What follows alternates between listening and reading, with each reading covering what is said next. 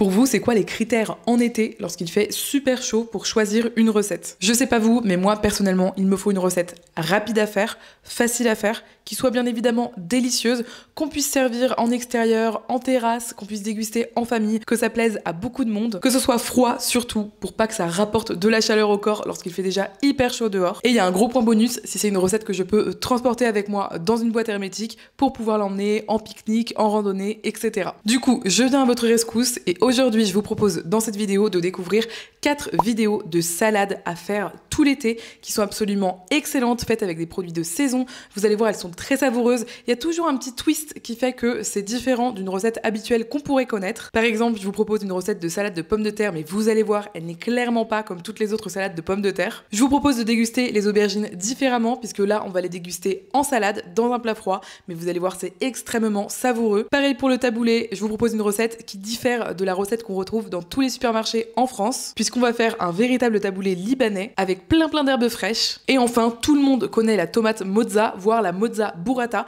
Et bien aujourd'hui, je vous propose une recette 100% végétale qui sera donc sans lactose. Et dans tous les cas, toutes les recettes que je vous propose aujourd'hui sont sans gluten, vegan, donc sans poisson, sans viande, sans lait, sans œufs et sans miel. Et pour autant, elles sont extrêmement savoureuses. Donc moi, je vous dis à tout de suite en cuisine.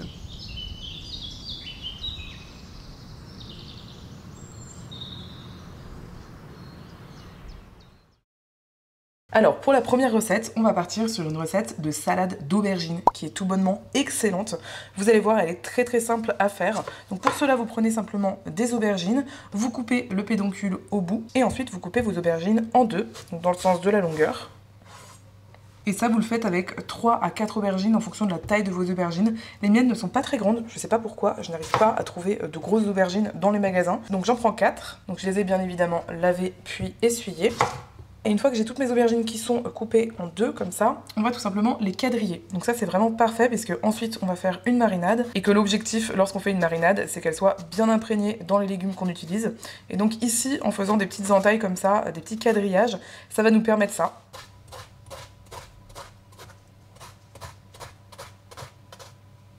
Une fois que c'est fait et avant de préparer la marinade, je vais également m'occuper de mes oignons. Donc je prends 2 petits oignons, des oignons jaunes classiques. Et ensuite, je vais simplement les couper en quartiers. J'ai également une gousse d'ail. Donc pour cette dernière, je vais simplement couper la tête. Comme ça, on a toutes les gousses d'ail qui sont exposées. Ensuite, je vais également utiliser un poivron rouge. Alors, certains le laisseraient entier pour la cuisson. Moi, j'aime pas trop parce que je trouve qu'ensuite, ça fait que c'est plus difficile d'enlever les graines à l'intérieur.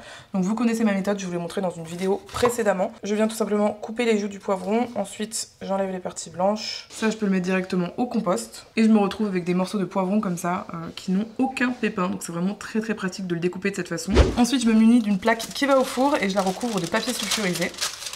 Et à ce stade, je préchauffe mon four juste en dessous à 200 degrés. Donc là, c'est déjà en train de préchauffer. Et ensuite, je vais simplement disposer tous mes légumes sur ma plaque. Vous allez voir, on peut en mettre quand même pas mal. Donc je mets mes aubergines, ainsi que mes joues de poivron. On a également les quartiers d'oignons. Et enfin, on va trouver une petite place pour notre tête d'ail.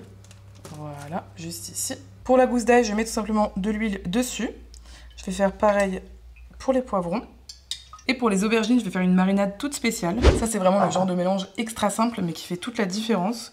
Donc, je mets de l'huile. Moi, j'utilise de l'huile de cuisson, mais si vous voulez utiliser une huile d'olive qui résiste aux hautes températures, vous pouvez aussi le faire. Ensuite, je mets de la sauce tamari. Donc, c'est l'équivalent de la sauce soja, mais sans le gluten.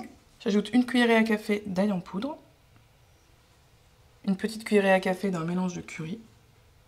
Et vraiment un chouille de sirop d'agave. Juste comme ça, parce que c'est vrai que les aubergines parfois elles peuvent libérer un liquide qui est légèrement amer lorsqu'elles cuisent comme ça au four, et donc pour équilibrer tout ça on ajoute toujours une toute petite touche de sucrosité. Ensuite on va pouvoir mélanger et c'est déjà prêt, vous avez vu, c'est extrêmement rapide. Je me munis d'un pinceau de cuisine et c'est parti pour badigeonner nos aubergines. Donc j'utilise tout simplement mon pinceau et j'y vais généreusement. C'est là qu'on se rend compte d'à quel point c'était intéressant de faire ces quadrillages sur les aubergines. On va avoir notre mélange qui va vraiment bien s'imprégner dans les aubergines. Et ça va apporter encore beaucoup de saveur.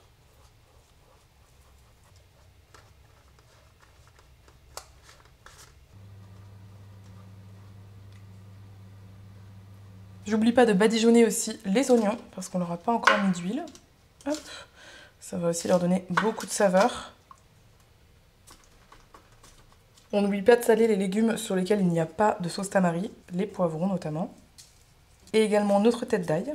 Et ça part au four pour 30 minutes à 200 degrés. Vous vérifiez. Si ça commence un petit peu à trop griller, vous baissez le four à 180 ou 190. Ça dépendra de votre four.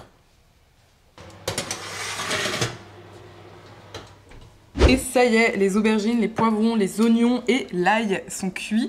Regardez-moi ça, comme c'est magnifique, ça sent extrêmement bon. Je les ai laissés refroidir, c'est pour ça que je peux toucher la plaque à main nue. Et maintenant, on va pouvoir s'occuper de réaliser notre salade. Ce que je fais, c'est que je sors une grande planche à découper et dessus, je vais mettre mes aubergines. Ça sent mais tellement bon, si seulement vous pouviez avoir l'odeur. J'ai mis toutes mes aubergines sur ma grande planche à découper. Et maintenant, ça va être un jeu de chop chop chop puisqu'on va tout simplement hacher les aubergines directement sur la planche à découper avec un couteau comme ça.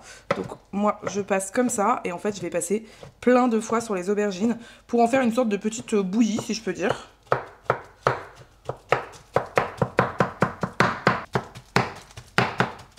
Et oui, je garde totalement la peau, certaines personnes l'enlèveraient, mais moi je trouve que ça apporte de la saveur, des fibres, c'est délicieux, et en plus ça demande moins de travail de ne pas enlever la peau, et honnêtement, franchement, ce serait un peu du gâchis, parce que une fois qu'elle est cuite comme ça au four, elle est semi-confite, elle est vraiment très très tendre, elle n'est pas du tout gênante lorsqu'on déguste la salade. Donc une fois que je l'ai fait dans un sens, je le fais aussi dans l'autre. Très vite, on voit qu'on obtient une jolie matière, presque comme pour un baba ganoush. Voilà, donc au bout de quelques minutes où j'ai tout simplement coupé comme je vous ai montré, j'obtiens ça. Donc ça nous fait une belle quantité d'aubergines hachées. Et je vais pouvoir maintenant transférer ça sur mon plat de présentation. Et pour l'occasion, j'ai sorti mon plat de présentation préféré que j'ai acheté d'occasion, hein, comme tous les autres que je vous ai montrés. Vraiment, je l'adore. Et du coup, je vais mettre tout simplement de l'aubergine avec une cuillère. Donc je commence par le centre de mon plat. Et maintenant, je vais un petit peu étaler harmonieusement sur les côtés, voilà, pour égaliser un petit peu la surface.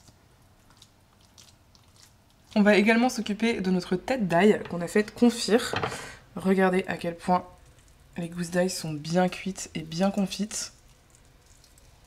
Voilà, donc je vais tout simplement extraire la chair qu'il y a à l'intérieur. Il faut bien appuyer pour bien sortir toute la chair, parce que ce serait vraiment dommage de la gâcher. Et pour l'ail, je fais pareil qu'avec l'aubergine, je vais simplement le hacher. D'ailleurs, il est tellement tendre que je pourrais aussi simplement comme ça l'écraser avec la lame de mon couteau.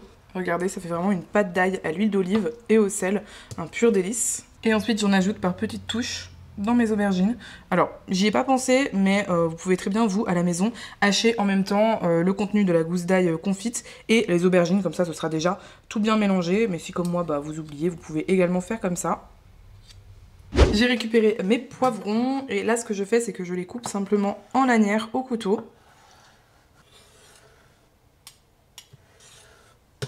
Et je dispose ensuite les lanières sur ma salade.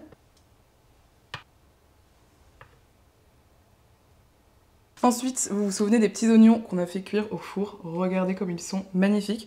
On va également les disposer sur la salade. Dans toute salade qui se respecte, il nous faut un ingrédient qui apporte du kick. Donc parfois c'est de l'oignon nouveau, parfois c'est du gingembre et parfois c'est du citron et notamment du citron confit. Et ici on va en mettre un demi. Donc certaines personnes vous invitent à garder uniquement la peau du citron confit et pas la chair. Mais moi je vous invite vraiment à garder le tout parce que je trouve ça très dommage de gâcher. En fait pour moi c'est du gâchis. En revanche je vous invite vraiment à enlever les pépins parce que ça c'est pas agréable à déguster. Donc on va le couper en cubes.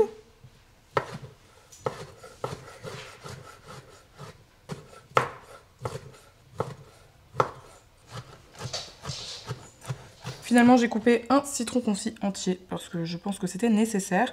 Et pareil, je viens disposer un petit peu des petits morceaux de citron confit sur le dessus. Ça va être absolument excellent. J'ajoute également des olives, toujours pour apporter un kick super agréable. Bon, les miennes, je ne les coupe pas parce qu'elles ont encore des noyaux. Mais si vous avez des grosses olives et que vous souhaitez les hacher, les couper en rondelles, les couper en deux, vous faites vraiment comme bon vous semble. Et je ne sais pas quelle est votre couleur d'olive préférée, mais personnellement, c'est les violettes. Les olives Kalamata ou les olives violettes, c'est vraiment mes préf parmi toutes. Je trouve que c'est difficile de trouver des bonnes olives noires. Souvent, ce sont des olives vertes en fait qui ont été teintes avec de la ferritine. En soi, c'est pas un point absolument ultra négatif parce que la ferritine c'est très riche en fer et que ça apporte du fer à l'organisme, ce qui peut être intéressant pour certaines personnes. C'est comme une sorte de supplémentation. Mais ce qui est problématique, c'est vraiment le fait de mentir en fait. Je trouve qu'il y a un petit peu mensonge sur la marchandise.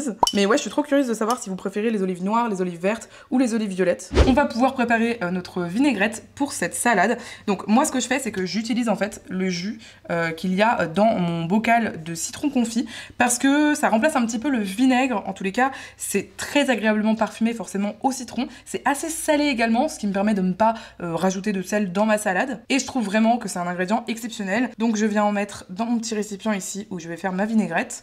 J'en mets l'équivalent d'1 à 2 cuillerées à soupe, je dirais. Je vais quand même ajouter un petit peu de vinaigre parce que c'est excellent pour baisser l'index glycémique de la salade. J'ajoute juste un petit bouchon de vinaigre de cidre sans lait. C'est assez fruité également, c'est délicieux. Et ensuite, je complète avec une bonne huile d'olive bien parfumée, tout en mélangeant.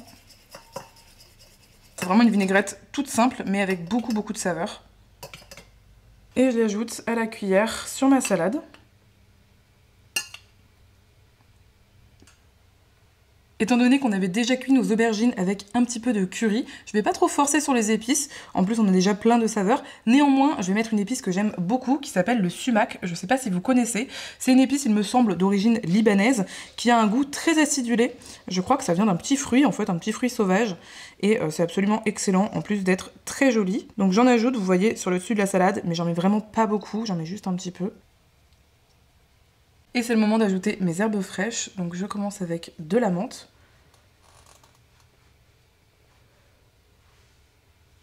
Ensuite, j'ajoute du persil.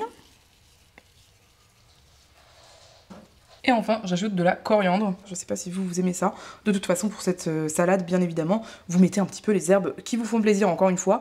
Moi, j'en mets 3, vous pouvez vous arrêter à 2, vous pouvez en mettre une seule, en fonction de ce que vous avez chez vous et de ce que vous aimez, évidemment. Et voilà, la salade à l'aubergine est prête. Non mais ça c'est vraiment un concentré de saveurs, un concentré de Méditerranée. Et vraiment ça c'est un repas que vous pouvez faire au quotidien en été, mais que vous pouvez aussi très bien faire pour accueillir des amis ou de la famille, pour servir à table. Ça a toujours un succès fou, donc j'espère sincèrement que vous testerez cette recette.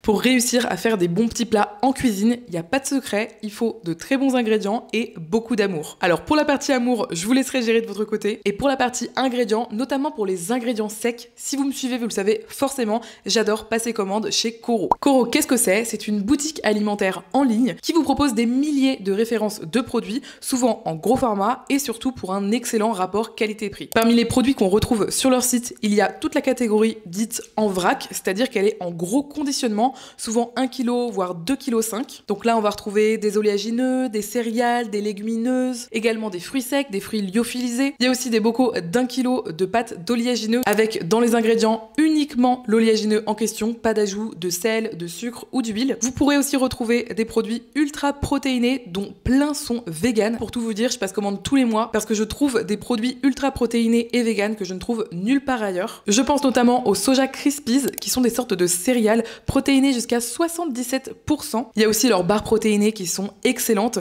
mais également toutes leurs saucisses de seitan. Ils ont aussi du seitan en bocal. Ils ont des tofu longue conservation qui sont géniaux si comme moi vous ne mangez pas de viande. Il y a énormément de produits à découvrir sur le site de Coro, donc je vous laisse le lien en description. Et surtout, vous avez une réduction de moins 5% sur tout le site, sans minimum d'achat, avec mon code RENARD5. Il y a un carton juste derrière moi là-bas, et c'est mon carton justement de commande Coro du mois, donc je vous montre ce que j'ai commandé. J'ai notamment pris 2 kg d'haricots azuki, ce sont des tout petits haricots qu'on utilise beaucoup, notamment en cuisine japonaise. J'ai également pris 1 kg de noix concassées, elles coûtent moins cher que les noix entières, et pour mon utilisation ça me convient parfaitement. J'ai oublié de vous dire, mais il y a énormément de produits qui sont également bio sur Coro. Ici c'est le cas, ce sont des protéines de pois texturées. C'est protéiné à 50%, ça se cuisine comme de la viande, c'est absolument excellent. et en plus de ça, ça contient les 9 acides aminés essentiels. Toujours en bio, j'ai également pris un paquet de 2,5 kg de 4 céréales, donc ce sont des flocons qu'on adore utiliser pour nos petits déjeuners. Apparemment, l'huile de Nigel, c'est hyper bon pour la santé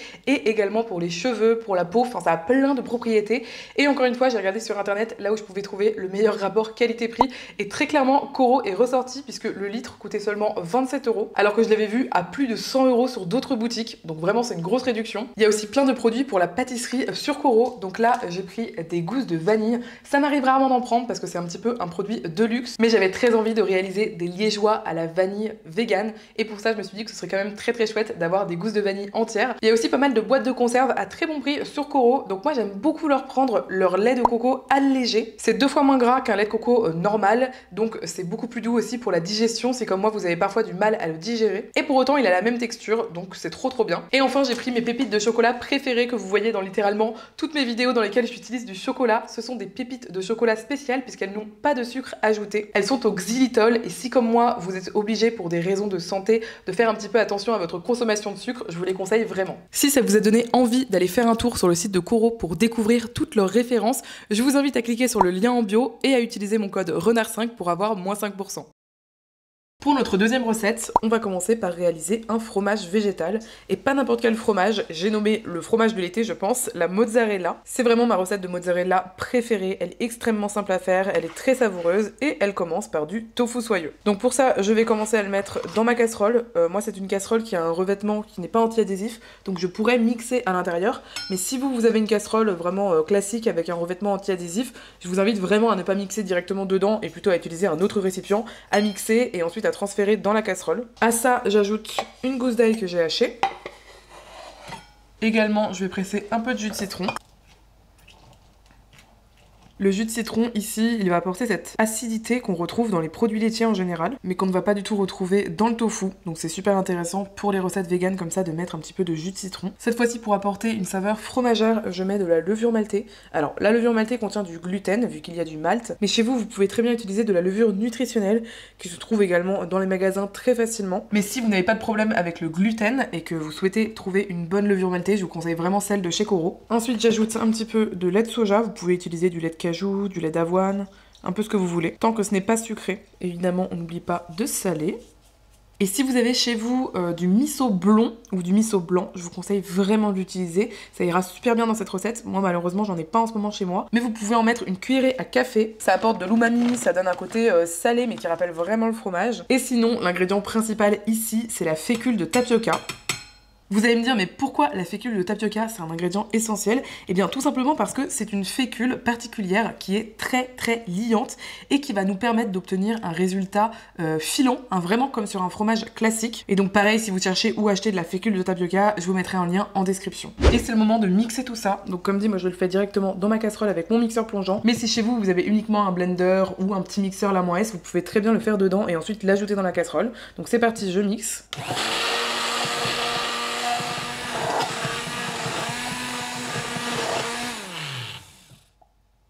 Ça y est, j'ai un superbe appareil qui est bien lisse, qui est vraiment soyeux, j'adore.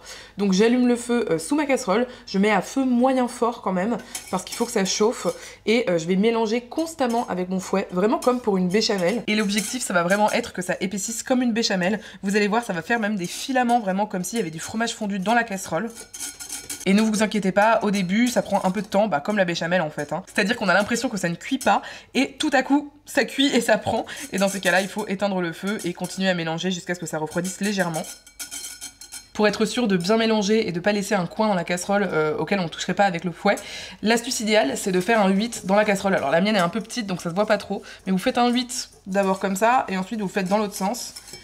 Et comme ça, vous êtes sûr de bien mélanger, que si vous faites en rond, parfois vous pouvez oublier un point, par exemple, au centre ou à l'extérieur.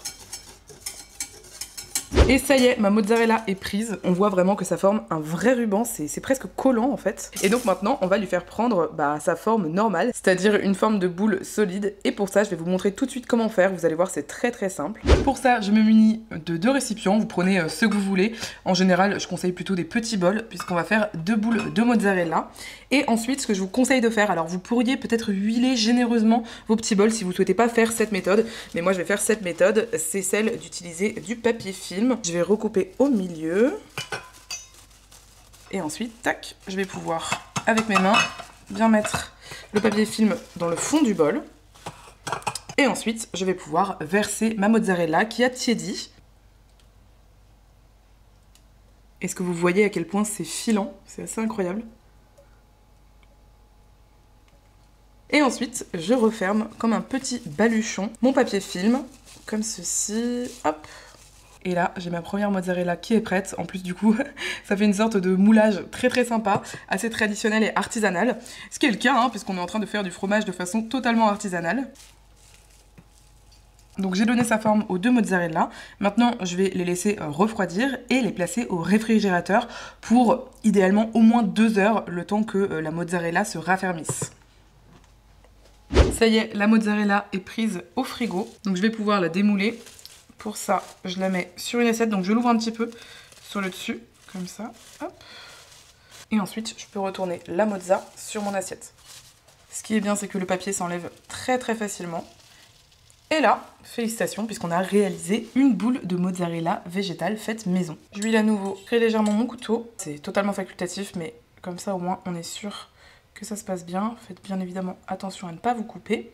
Et ensuite, on va pouvoir couper la mozzarella. Donc on peut faire des tranches, on peut faire des petites boules, enfin on peut faire un peu ce qu'on veut. Moi j'aime bien faire en tranches.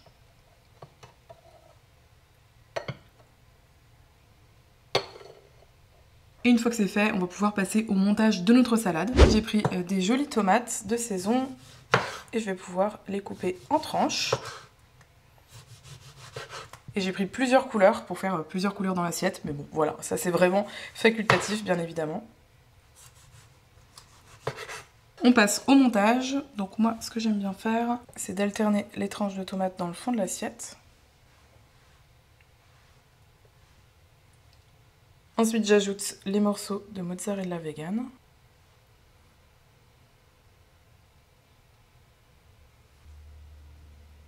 Mon ajout personnel et qui donne toute l'originalité à cette salade, c'est les framboises. Je trouve que vraiment tomate, framboise, mozza, ça va extrêmement bien ensemble. Je n'oublie pas le petit filet d'huile d'olive.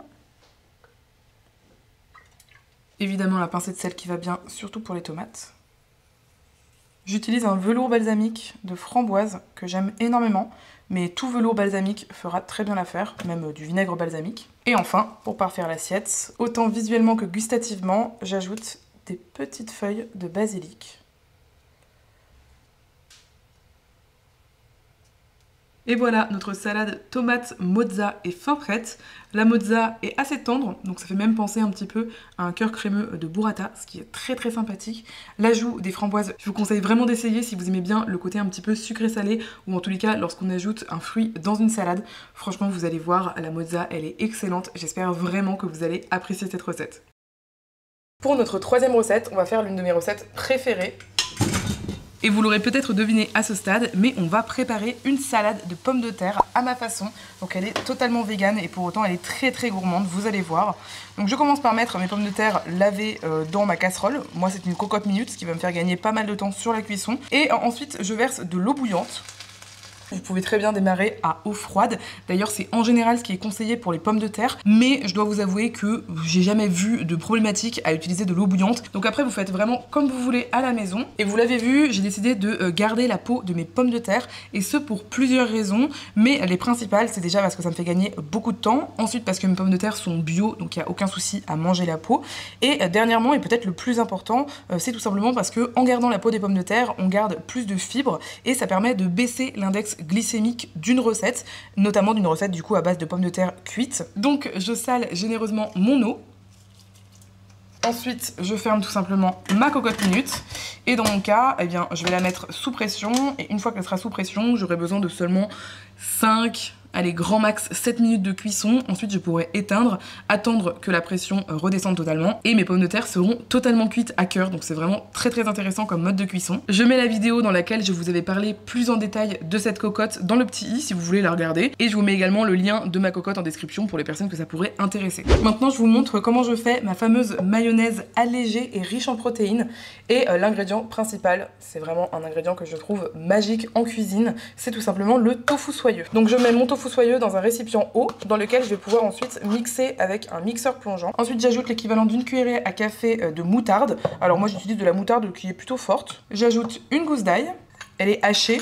Alors, certains me disent parfois en commentaire, mais pourquoi tu haches une gousse si ensuite elle est mixée? Bah tout simplement parce que il arrive très régulièrement que même en mixant une gousse d'ail, comme c'est quand même assez petit, ça peut passer en fait à côté du mixeur et tout simplement rester entier ou en gros morceaux. Donc moi je préfère la hacher. Après bien évidemment, libre à vous de faire comme vous le souhaitez. J'ajoute ensuite un petit peu de vinaigre de cidre sans lait. Donc voilà, l'équivalent d'une toute petite cuillerée à soupe. Et moi ce que j'adore avec les pommes de terre, c'est le côté citronné. Je trouve que ça se marie extrêmement bien ensemble. Dans ce cadre, je prends un citron bio et je viens prélever le zeste avec mon fameux zesteur.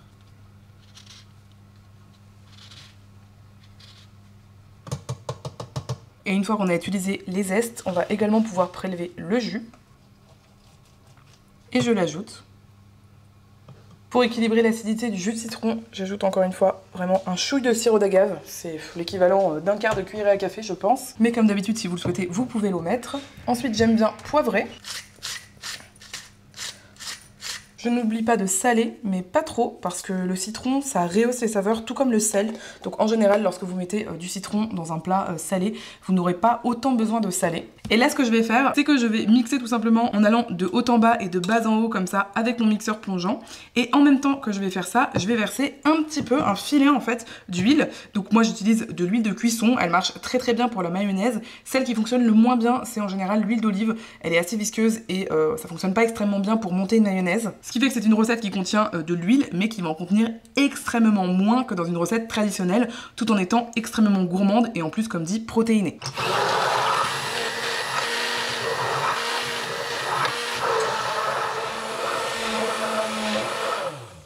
J'ai totalement oublié, mais j'aime bien ajouter un petit peu de curcuma. Comme ça donne le côté jaune qu'il y a d'habitude grâce au jaune d'œuf.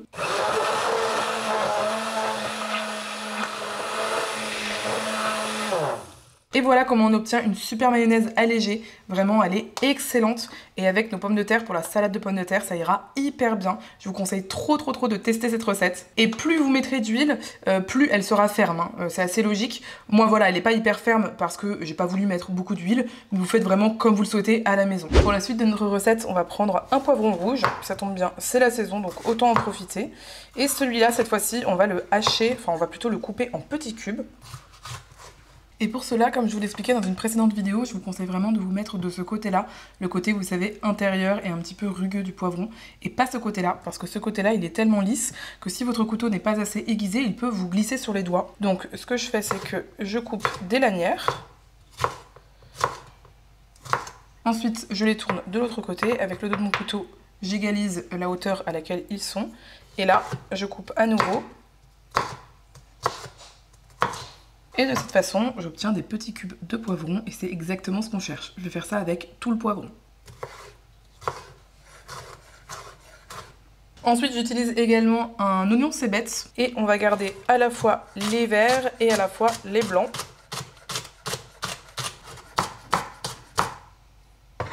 Et sur la fin, quand c'est un peu plus épais, ce que je fais, c'est que je coupe au centre comme ça et ensuite je hache à nouveau. Je récupère mes oignons, je les mets dans un petit récipient et je couvre mes oignons nouveaux d'eau froide dans le récipient. Ça va adoucir un petit peu les oignons, c'est idéal si vous faites cette recette pour des enfants par exemple ou bien pour des personnes qui sont un peu sensibles au niveau de la digestion. Ça y est, les pommes de terre sont cuites, je les ai laissées un petit peu tiédir et là je vais les couper directement dans ma main. Du coup évidemment j'ai pris un petit couteau, vous voyez, d'office qui est beaucoup moins coupant que mes couteaux de cuisine et comme ça, hop, je peux couper tranquillement dans la main sans me faire mal. Donc je la coupe d'abord en deux et ensuite je fais des tranches. Voilà, donc là dans mon plat, j'ai l'équivalent d'un bon kilo de pommes de terre.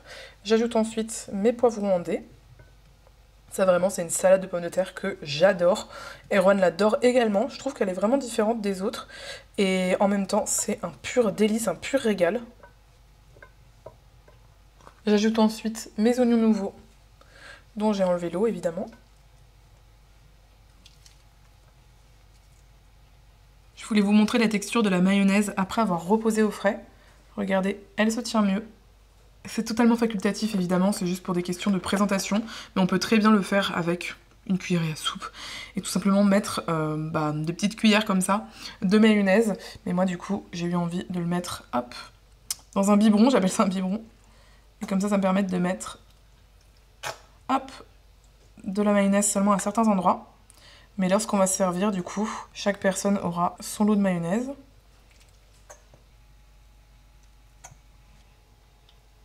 J'en ai pas actuellement à la maison, mais si vous en avez, n'hésitez surtout pas à mettre des petites tomates cerises. Vous savez, elles sont bien sucrées en ce moment. Et à les couper en deux et vous les ajoutez comme ça sur votre plat. Néanmoins, moi je vais quand même mettre des herbes fraîches. Alors là, c'est un peu au choix. Moi aujourd'hui, je vais mettre de la coriandre et également de l'aneth parce que je trouve que ce sont deux herbes qui accompagnent très très bien une salade de pommes de terre comme ça. Mais n'hésitez surtout pas à mettre du persil. Je la fais souvent au persil et elle est excellente. J'ajoute ensuite de l'aneth. C'est facultatif, mais comme la mayonnaise est très légère, j'aime ajouter un dernier filet d'huile d'olive. Si vous souhaitez saler à nouveau à ce stade, moi je vous inviterais, si vous en avez chez vous, à mettre du sel Kananamak. Vous savez, c'est ce sel soufré qui a une flaveur d'œuf. Et vraiment, je trouve ça génial. Avec la mayonnaise et pommes de terre, ça va extrêmement bien. Et voilà, notre salade de pommes de terre est terminée. Non mais regardez-moi ça comme elle est magnifique.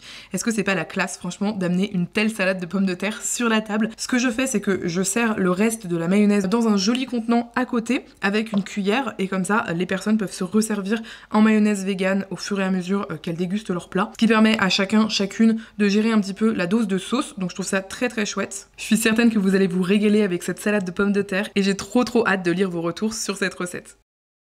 Si t'es arrivé jusque là dans la vidéo, déjà merci beaucoup, tu fais partie de l'élite de cette chaîne, les personnes qui restent jusqu'à la fin des vidéos, donc pour me le faire savoir, mets l'emoji salade en commentaire. Pour notre quatrième recette, on va partir direction le Liban et on va faire un taboulé, oui, mais un taboulé libanais. Donc on commence par mettre un petit peu de boulgour dans un récipient qui résiste à la chaleur, donc moi c'est un Pyrex. Ensuite j'ajoute du jus de citron, ça va donner bon goût à notre boulgour. Je mets une pincée de sel et je couvre d'eau bouillante. Et je vais pouvoir laisser reposer à peu près un quart d'heure le temps de faire le reste de la recette. Et le taboulé libanais, je ne sais pas si vous connaissez, mais c'est un taboulé à base de persil.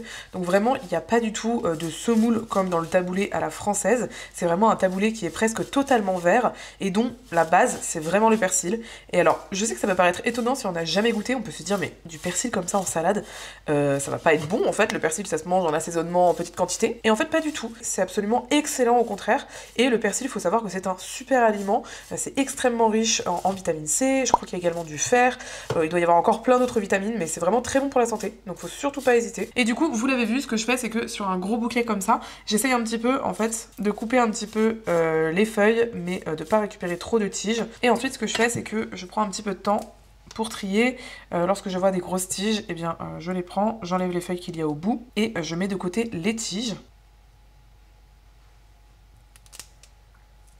Voilà, donc après un bouquet, ça me donne cette quantité, sachant que dès lors qu'on va le hacher, ça va beaucoup diminuer en fait en taille, et donc vous aurez probablement besoin pour cette recette d'un deuxième bouquet de persil. Bon, moi les miens sont quand même vraiment gros, donc je pense que j'en aurai peut-être besoin d'un et demi. Et donc je refais la même méthode que tout à l'heure, avec le couteau, je passe comme ça.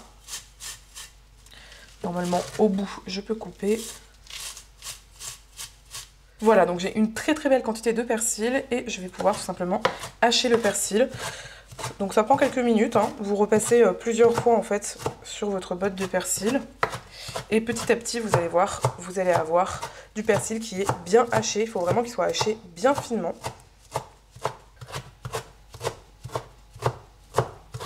Voilà, donc j'ai sorti un nouveau saladier et je vais pouvoir y mettre mon persil que j'ai finement haché. Et là, on a la base de notre taboulé. En attendant, mon boulgour a gonflé, donc je l'ai égoutté.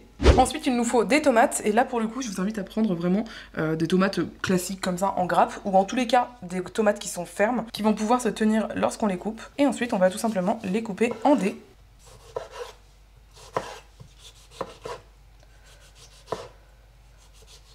On va les ajouter dans notre saladier. Je vais également hacher un oignon nouveau, donc que ce soit les verts, mais aussi la partie blanche.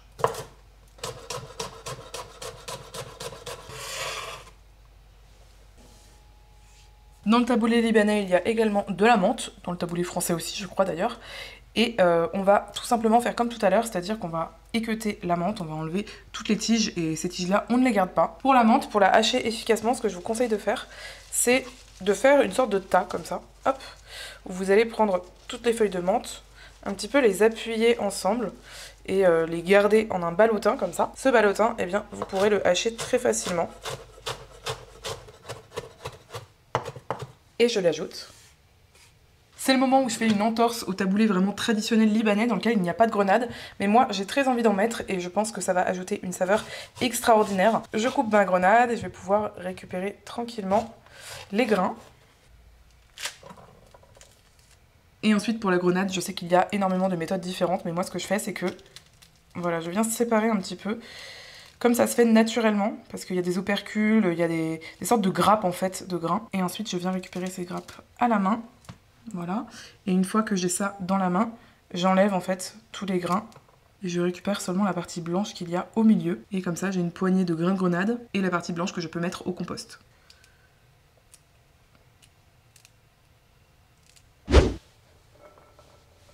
À ce stade, la salade est presque finie. C'est facultatif, mais moi j'y ajoute à nouveau un petit peu de sumac, parce qu'encore une fois, j'adore cette épice. J'y mets également une généreuse quantité d'huile d'olive. Et enfin, dernier ingrédient, du jus de citron.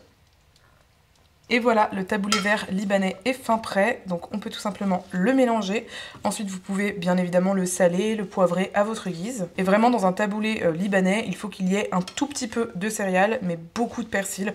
Vraiment, le ratio n'est pas du tout le même que dans le taboulé blanc à la française, où il y a beaucoup de céréales et très peu d'herbes finalement.